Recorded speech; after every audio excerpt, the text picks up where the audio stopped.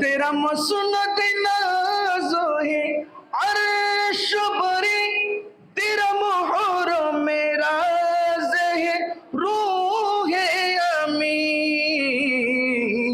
तू ही सरवर हर दो जहां की शाह, तू ही सरवर हर दो जहां की शाह, तेरा मिसल नहीं है खुदा की कसम, है कलाम इलाही में शम्सो दुहा, तेरा चेहरा ये नूरे फ़ाज़ा की कसम, है कलाम इलाही में शम्सो दुहा।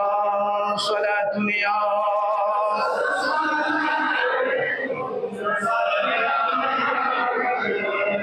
वो खुदा ने ही मर्तबा तुझको दिया, न किसी को मिले न किसी को मिला, न किसी को मिले न किसी को मिला,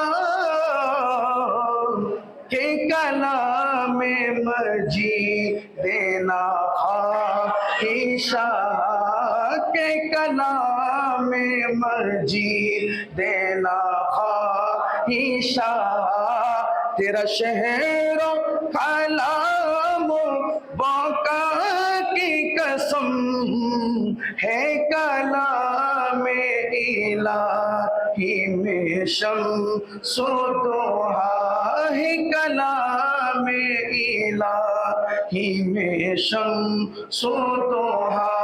सलात दुनिया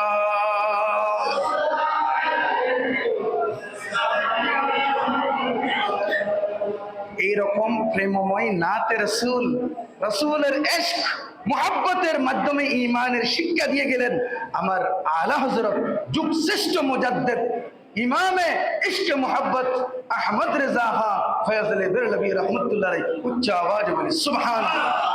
আগামী 25শে সফর বুধবার, যেই দিন আখেরি সাহার সোমবার, ওই দিন আমার সৈয়দি আলা হযরতের ওরস হবে।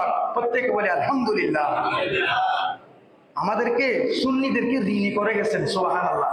সৈয়দি আলা হযরত এই যে বেরলভী শহরে বসে যেই 1500 কিতাব উম্মতে মুহাম্মদের জন্য উপহার দিয়েছেন, আমাদেরকে ঈমান দিয়েছেন, আমাদেরকে মাসলকে আলা হযরত দিয়েছেন, আমাদের জন্য ফতোয়ায়ে রাজবিয়া দিয়েছেন, আমাদেরকে কানজুল ঈমান নামক ঈমানের খনি দিয়ে গেছেন। উচ্চ আওয়াজে বলি সুবহানাল্লাহ। এগুলো তাহকিক ব্যাখ্যা বিশ্লেষণ করলে আপনি ঈমান পেয়ে যাবেন সুবহানাল্লাহ, সঠিক পথ পেয়ে যাবেন সুবহানাল্লাহ। আমাদের উচিত আমরা যেখানে থাকি না কেন, আমাদের ঘরে, আমাদের অফিসে, আমাদের আদালতে, যেখানে বসে আমরা ওই দিন এক গ্লাস পানি হলে অন্তত পক্ষে একটি মুরগি, একটি মাছ আমরা দিয়ে সৈয়দি আলা হযরতের নামে ফাতিহা দেব, পুরস্কার করব। উচ্চ আওয়াজে বলি সুবহানাল্লাহ। এবং আমি আগে বলে এসেছি, এই 25শে সফর আখেরি সাহার সোমবার, অর্থাৎ এটাকে বলা হচ্ছে দুইটা শব্দ, আখেরি মানে শেষ, সাহার সোমবার মানে বুধবার, অতএব সফর মাসের শেষ বুধবার। এটা আমার নবীর যুগ থেকে আরম্ভ হয়ে উম্মতে মুহাম্মদের জন্য, মুসলমানদের জন্য একটা ঐতিহাসিক দিন সুবহানাল্লাহ। দেখা যায় এটার ব্যাখ্যা বিশ্লেষণ দেখা যায়, আমার রসুল 11 হিজরির শুরু থেকে, মুহররমের প্রায় শেষের দিক থেকে আমার রসুল ইন্তেকাল তো করতে হবে। আমার রসুল এর নিকট মৃত্যুর যন্ত্রণা, কঠিন পীড়া, কঠিন রোগ দেখা দিলেন। দীর্ঘদিন যাবৎ আল্লাহ রসুল অসুস্থ ছিলেন।